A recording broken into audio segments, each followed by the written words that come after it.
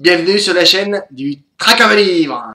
Salut, bienvenue sur la chaîne du Traqueur de Livres et des mangeurs de chouquettes. Aujourd'hui, un roman coup de cœur du traqueur. À vif, de René Manzor, aux éditions Calman Levy, Noir. Situé en Occitanie, le petit village de Gévauignac borde la forêt. Dans la maison de la famille Guinet, tout le monde semble dormir profondément. Enfin, presque. Il est 4h45 du matin. La chambre de Maëlys est vide. La petite fille de 13 ans vient de quitter la maison. Avec ses certitudes et cette insouciance, elle quitte le cocon familial et s'enfonce dans la nuit. Toute excitée parce qu'elle va trouver. Elle prend sa trottinette. Soudain, Arthur, son petit frère de 9 ans, se réveille en sursaut. Il se concentre afin de comprendre ce qui l'a fait sortir de son sommeil. Il entend du bruit dehors. Il se précipite à la fenêtre où il voit sa grande sœur en train de quitter la maison. Sans se poser de questions, il enfile un pantalon, un haut de survêtement et la suit en silence afin de ne pas réveiller ses parents. Sa grande sœur est tenue comme une mule, mais il ne veut pas qu'elle ait des problèmes. Ça gardisse. Maëlys est furieuse.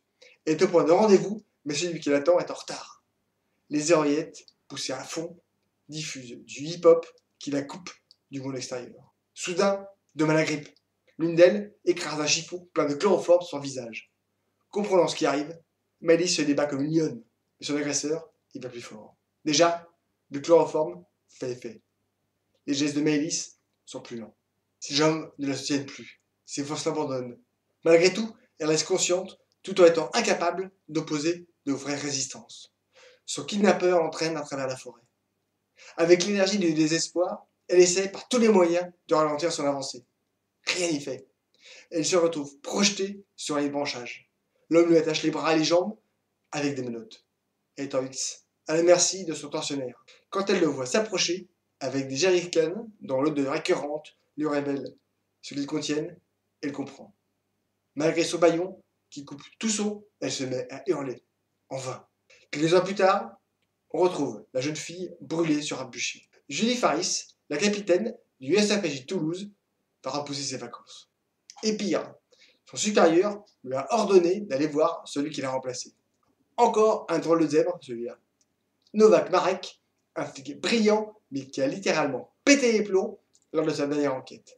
Il travaillait sur des meurtres de jeunes filles attribués à un mystérieux immoleur. Lors d'un interrogatoire, il a disjoncté. La mort de la dernière victime est très similaire aux autres meurtres, d'où sa présence en ces lieux plutôt flippants. Pendant qu'elle passe les portes de l'hôpital psychiatrique, elle observe dans le jardin des individus, les yeux vides qui la fixent, pendant que d'autres, hagards, marchent et partent tout seuls. La police n'a rien. Alors, on cherche partout. Dans ce genre de crime, on traque le moindre indice ou info qui pourrait donner une indication. Depuis qu'il n'exerce plus, Novak Marek tente de récupérer sa vie. Il est hébergé dans l'hôpital psychiatrique à sa demande. Dans une autre vie, c'est un flic de haut vol, cultivé et pas très partageur. Tant dans la discussion que dans sa vie, il n'éprouvait pas le besoin de vivre en meute. Atteint de troubles obsessionnels délirants, par moments, son cerveau lui crée de fausses certitudes qu'il n'arrive pas à distinguer de la réalité. Il avait pourtant réussi à gérer ses problèmes jusqu'au moment où il s'est laissé submerger. C'est sa dernière enquête qui l'a fait sortir de ses rails. Dès qu'il apprend la mort de la jeune fille, il est persuadé que l'immoleur est de retour. Avec Julie Faris, Novak Marek se lance dans l'enquête à corps perdu. D'autres corps de jeunes filles sont retrouvés brûlés sur un bûcher. Même mode opératoire, même tragédie et pas l'ombre d'un indice. Marek se rend responsable de dernières morts faute d'avoir pu arrêter le tueur. Comment découvrir la vérité quand votre propre esprit joue contre vous? Alors que l'enquête patine, Marek semble entrevoir le début de l'explication. Quand il s'en ouvre à ses collègues, on le rejette, on le raille. On lui rappelle que s'il séjourne dans un hôpital psychiatrique, il y a probablement des raisons. En même temps, ce qu'il propose semble relever de la pure folie. Seulement voilà, parfois le folle voit juste pendant que le bien-pensant reste aveugle afin d'éviter d'avoir peur. La vie du traqueur. Les romans de Manzor ne sont jamais anodins. Un coup de cœur du traqueur pour un thriller qui vous saisit dès les premières lignes et qui vous garde entre ses serres jusqu'au dernier mot. Une histoire complexe, imaginée par l'auteur qui n'hésite jamais à aller jusqu'au bout de son projet. Il crée un labyrinthe dans lequel on se retrouve coincé et entraîné dans les choses trappes. Les crimes sont odieux et effraient par leur déroulement.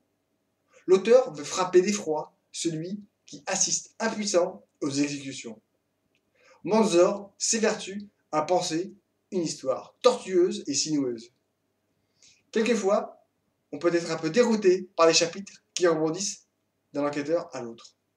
L'auteur construit des personnages avec justesse et beaucoup d'humanité. Ainsi, la capitaine Julie Faris est présentée dans une situation de vie qui parle à tout le monde. Un couple, son couple, usé par le temps, qui tente de régler les problèmes qui en résultent. Malgré tout, elle cloisonne sa vie et se plonge dans son travail qui la passionne.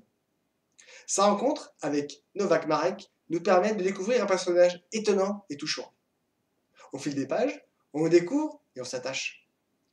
Les deux personnages sont très différents, mais malgré tout, ils arrivent à travailler ensemble. Une alchimie se crée pendant qu'ils enquêtent. Pendant qu'elle agit avec réflexion et logique, lui est plus dans l'instinct. Son cerveau ne suit pas les mêmes règles que les autres. Ses supputations et autres circonvolutions intellectuelles vont plus loin, plus vite. Au fur et à mesure, on découvre son parcours de vie et on comprend mieux sa pathologie. Un borderline qui traque un fou furieux. Lui utilise son cerveau reptilien avec des fulgurances qui le rendent parfois impulsif et quelquefois violent. Julie Faris, elle, est plus réfléchie et organisée. Ils se rapprochent tous les deux de la vérité en prenant des chemins très différents. Ils forment un couple d'enquêteurs atypique qui nous change de l'ordinaire. L'auteur s'amuse avec le lecteur et nous balade d'un endroit à un autre. Comme un marionnettiste, il manipule les personnages dans un scénario complexe qui nous garde à cran jusqu'à la toute fin. Un vrai coup de cœur du tracker. Et maintenant, le moment bio. René Manzor est né le 4 août 1959 à Mont-de-Marsan. René Lalanne, dit René Manzor, est réalisateur, scénariste et auteur de romans. Il est le frère de Jean-Félix et Francis Lalanne. À la télévision américaine, il réalise de nombreuses séries, Le Voyageur, Highlander, Warrior Spirit. À la télévision française, il réalise plusieurs épisodes de Sueur froide, La sublime aventure ou La belle ouvrage. En 2001, il réalise Les Redoutables, un téléfilm confession. Entre 2002 et 2007, il réalise des épisodes d'Alex Santana, un négociateur. En 2006, il réalise l'un des sœurthérèse.com. Durant les années 2007, 2008 et 2011, il réalise des épisodes Alice Nevers, Le juge est une femme. En 2009, il réalise Blackout. En 2012, il réalise le premier épisode de la saison 8. En 2013, il réalise 3 épisodes de Julie Lescaut. 2015, épisode 17-18, Le sang de la vigne. En 2016, il réalise les épisodes 4 de la saison 3 de Longeville. 2018, Meurtre en Haute-Savoie et Meurtre en Lorraine. Il réalise aussi des clips. Les plus connus sont On se retrouvera de Francis Lalanne en 1986, Merry Christmas de Bonnie Tyler en 1990, No Big Deal de Lara Fabian en 2004. Il réalise des longs-métrages. Le Passage, 1986, 3615 Code Père Noël en 1990, Un amour de sorcière en 1997, Dédale en 2003. Il en a fait bien d'autres depuis. En 2012, il publie son premier roman, Les âmes rivales. En 2014, il publie Celui dont le nom n'est plus. En 2016, il publie Dans les brumes du mal, première chouquette d'or du blog du Traqueur des livres. Il a lancé ce prix, et vous savez quoi? En 2018, il publie Apocryphe, qui va encore bouleverser tous les lecteurs, et c'est encore une chouquette d'or. En 2021, À vif est un thriller complexe qu'il a scénarisé comme à son habitude. C'est un vrai coup de cœur du tracker. Likez, commentez, partagez, abonnez-vous, c'est gratis, mangez les chouquettes, et surtout, éclatez-vous, lisez, et protégez-vous. À bientôt. À vif de René Manzor, aux éditions Calman Lévy, Noir.